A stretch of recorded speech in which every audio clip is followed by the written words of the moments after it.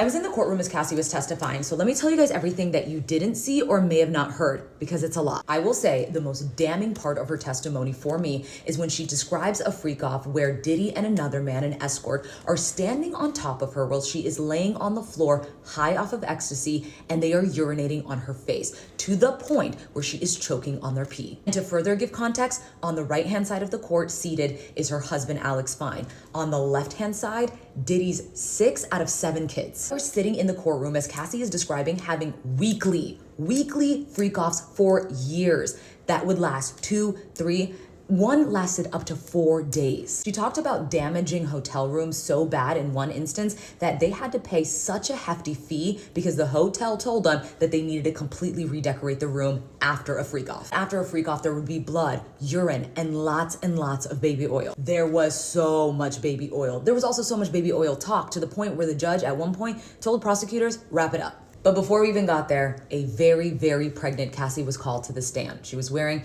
a tight brown turtleneck dress that was hugging her baby bump. When she sat down, you could tell she was nervous. And if you couldn't, you quickly picked up on it, because once she started talking, you noticed that she paused a lot. She would sigh heavily before she answered a question. One of those moments was when she explained to the court that a year into their relationship, that Diddy had approached her with this fantasy that he had. He called it voyeurism, where he wanted to see her have sex with another man, later referred to as freak-offs. She said her stomach dropped. She was 22 years old. She described herself as very naive and a people pleaser. She said the only reason that she agreed to it is because she knew it would make him happy, and she was afraid what would happen if she said no. That's also around the time, she says, that he started to get abusive. Most of her testimony today was spent on talking about these freak-offs, the different escorts that they would use, the different hotels that they would use. She said that she would find escorts off of Craigslist and this escort service called Cowboys for Angels. And to describe them, they weren't the most attractive men, right? They were very average looking.